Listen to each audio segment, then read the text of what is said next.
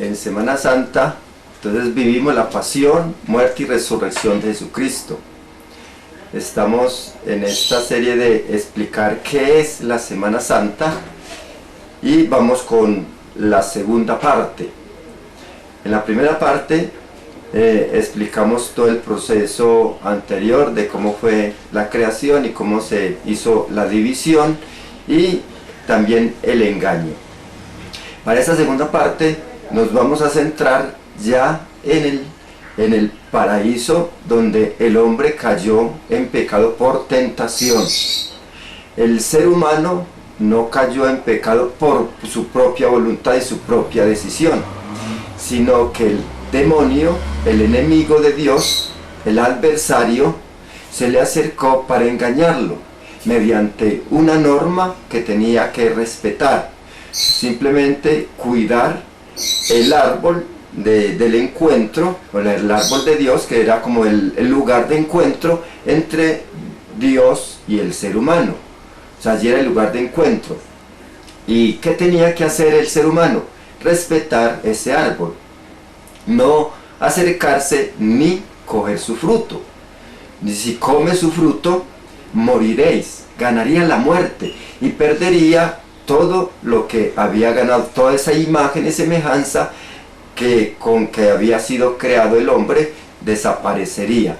Y efectivamente aceptó el diálogo con el tentador, lo convenció de que hacer eso, comer el fruto desobedeciendo a Dios, ganaría libertad y ganaría conocimiento y ganaría vida.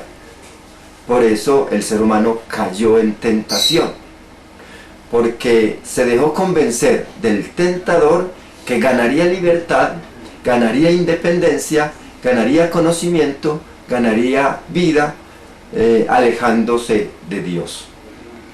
Y ese deseo de comerlo empieza a nacer en él. O sea, el fruto del árbol lo empieza a atraer y nace en el ser humano lo que llamamos la concupiscencia.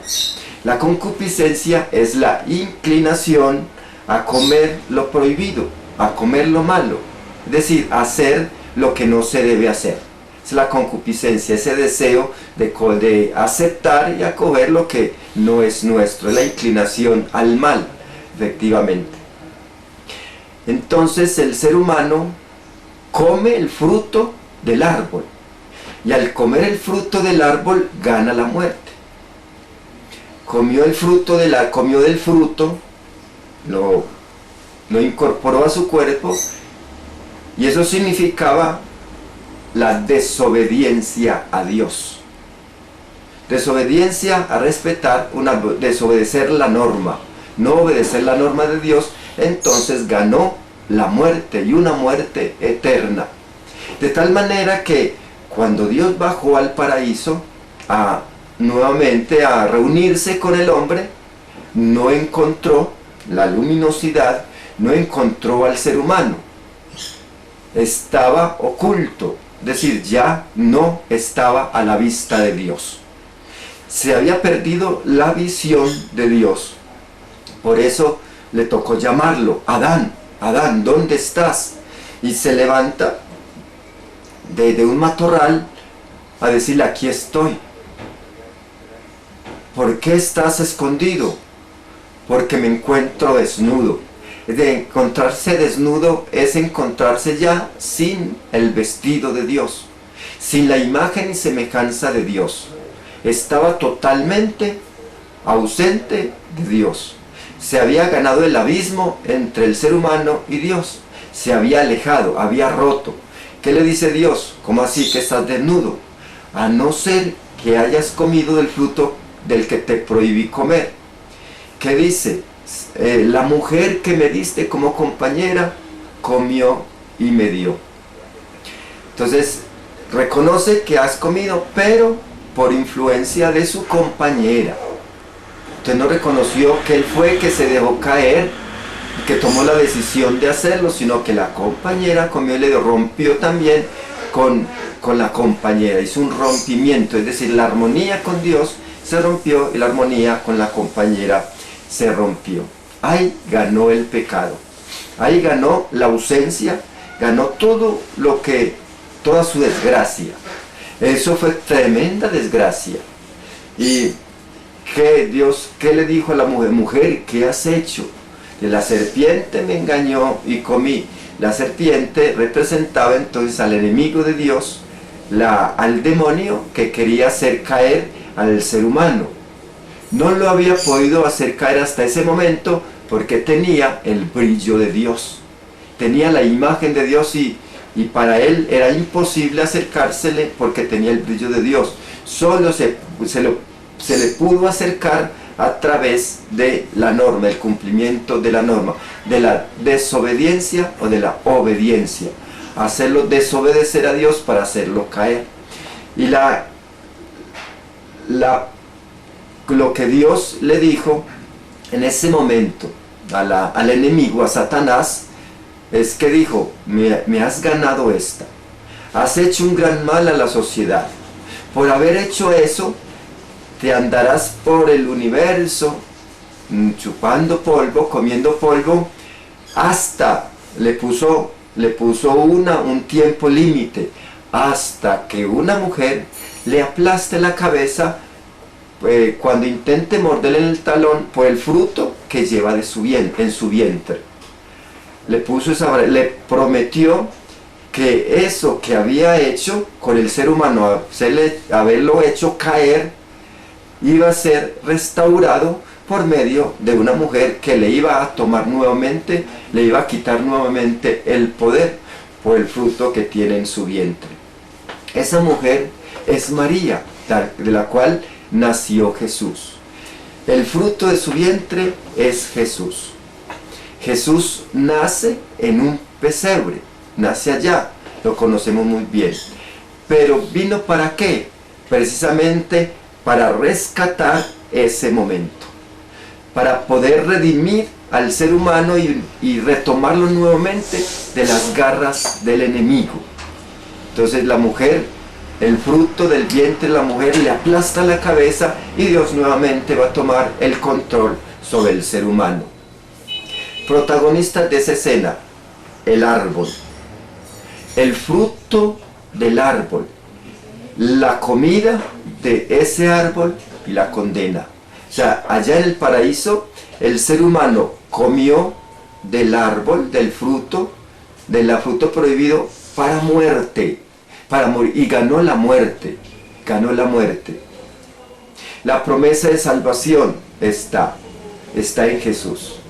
Traslademos esta escena al Monte Calvario. En el Monte Calvario está de protagonista también un árbol, la cruz.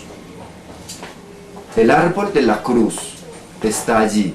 El fruto, hay un fruto en ese árbol que es Jesús. Jesús es el que está allí en aquel árbol cuando lo crucificaron.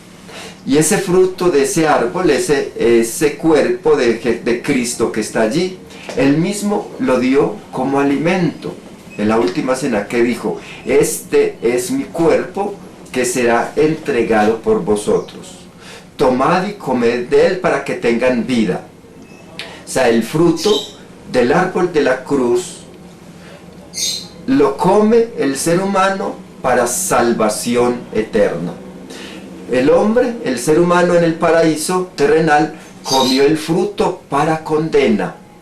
Ahora, con la entrega de Jesús en la cruz, el ser humano come el fruto de tomad y comed de este fruto. Este es mi cuerpo que será entregado por vosotros. Es entregado a la humanidad, y ese fruto es para condena. Si no coméis mi cuerpo y no bebéis mi sangre, no tendréis vida en vosotros. Entonces, el fruto de la cruz, que es Cristo, lo tomamos nosotros, sus seguidores, para salvación. Para salvación. O sea, la comida. El hombre comió del fruto y se condenó. Ahora, con Cristo, come del fruto de la cruz para salvación. Esta entrega de Jesús significa eso, que Jesús entrega la vida en la cruz, en el árbol de la cruz, en la cruz, para contrarrestar el árbol de la condena. Se entrega como alimento para que el ser humano lo come y reciba la salvación. Si no comemos del fruto de Cristo, que es la Eucaristía, llamamos la Eucaristía, es el cuerpo de Cristo, si no comemos de ese fruto, pues no recibimos la salvación. Miremos bien que podemos entender esta escena de esa manera. ¿Por qué entregó Jesús su cuerpo en la cruz? ¿Por qué entregó su cuerpo como alimento? ¿Por qué que el cuerpo y la sangre la convirtió en pan para dárselo a la humanidad? Era para la salvación. Y a eso fue que vino Jesús a salvar. Por eso le decimos Salvador. ¿Por qué? Porque rescató al ser humano de la muerte que había ganado en el paraíso. Y Él gana la vida para el ser humano en el monte Calvario, muriendo allí en la cruz. Todo ese pecado, el pecado, cuando decimos el pecado, es ese pecado que se cometió allá en el paraíso, es borrado en el monte Calvario en la cruz. Todo queda crucificado en la cruz. Y queda enterrado cuando se entierra en Jesús, en el sepulcro. En el sepulcro queda enterrado todo ese pecado. Y al resucitar, entonces resucita para nunca más morir. Y todos nosotros, incorporados en Cristo resucitado a través del bautismo, tenemos la posibilidad, tenemos la vida nueva en Cristo. La vida nueva ganada en la cruz. Y el fruto de esa cruz es la Eucaristía que nosotros comemos para alimento y salvación perenne. Esta sería entonces una segunda meditación de esta explicación de qué significa la Semana Santa.